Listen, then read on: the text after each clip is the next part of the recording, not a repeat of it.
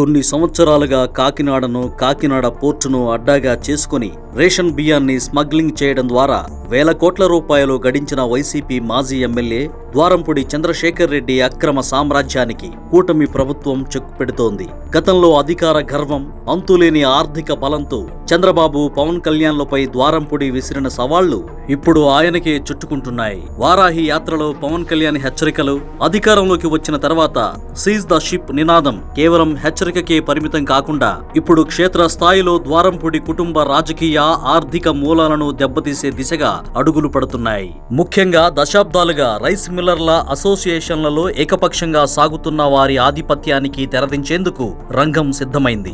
ఈ వ్యూహంలో భాగంగానే రాష్ట్ర రైస్ మిల్లర్ల అసోసియేషన్లో ద్వారంపూడి కుటుంబం చలాయిస్తున్న పెత్తనానికి అడ్డుకట్ట వేయాలని ప్రభుత్వం యోచిస్తోంది. ద్వారంపూడి భాస్కర్ రెడ్డి నుంచి ఆయన కుమారుడు వీరభద్రారెడ్డి వరకు ఈ సంఘం వారి గుప్పిట్లోనే ఉంటూ వచ్చింది. వైసీపీ హయాంలో Bhaskar Reddy civil supplies corporation chairman గా ఉన్న సమయంలో రాష్ట్ర వ్యాప్తంగా ఏ మిల్లుకు ఎంత సీఎంఆర్ ధాన్యం కేటాయించాలనే విషయంలో కూడా వీరి కుటుంబమే నిర్దేశిస్తుండేది. కూటమి అధికారంలోకి వచ్చిన తర్వాత కూడా పోర్టు నుంచి అక్రమంగా ఎగుమతి అవుతున్న 640 టన్నుల రేషన్ బియ్యాన్ని అధికారులు పట్టుకోవడం, పవన్ కళ్యాణ్ స్వయంగా తనిఖీలు చేయడం ద్వారంపూడి ఆగడాలకు అడ్డుకట్ట వేయాలనే ప్రభుత్వ సంకల్పాన్ని స్పష్టం చేసింది. ఈ క్రమంలోనే ప్రస్తుతం కాకినాడ జిల్లా రైస్ మిల్లర్ల అసోసియేషన్ అధ్యక్షుడిగా ఉన్న నున్న రామకృష్ణను రాష్ట్ర అధ్యక్షుడిగా ఎన్నుకోవాలనే ప్రతిపాదన బలంగా తెరపైకి వచ్చింది. ద్వారంపూడి వీరభద్రారెడ్డి రాజీనామా తర్వాత మెజారిటీ మిల్లర్ల మద్దతుతో రామకృష్ణ జిల్లా బాధ్యతలు చేపట్టారు. ఇప్పుడు ఆయన్నే రాష్ట్ర స్థాయికి తీసుకెళ్లడం ద్వారా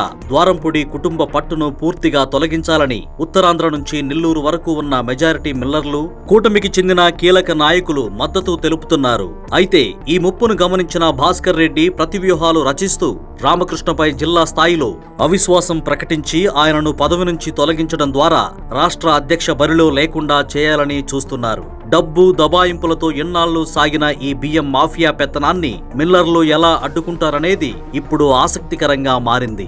అటు ప్రభుత్వం, ఇటు మిల్లర్ల ఐక్యత వెరసి ద్వారంపూడి కుటుంబాన్ని రాజకీయంగా, ఆర్థికంగా ఏకాకిని చేసే ప్రక్రియ వేగవంతమైంది. పవన్ కళ్యాణ్ గతంలో హెచ్చరించినట్లుగా ద్వారంపూడి అక్రమ సామ్రాజ్యం కుప్పకూలుతుందా, లేక తన రాజకీయ చతురతతో ఆయన మళ్లీ పైచేయి సాధిస్తారా అనేది ఈ అసోసియేషన్ ఎన్నికలతో తేలిపోనుంది.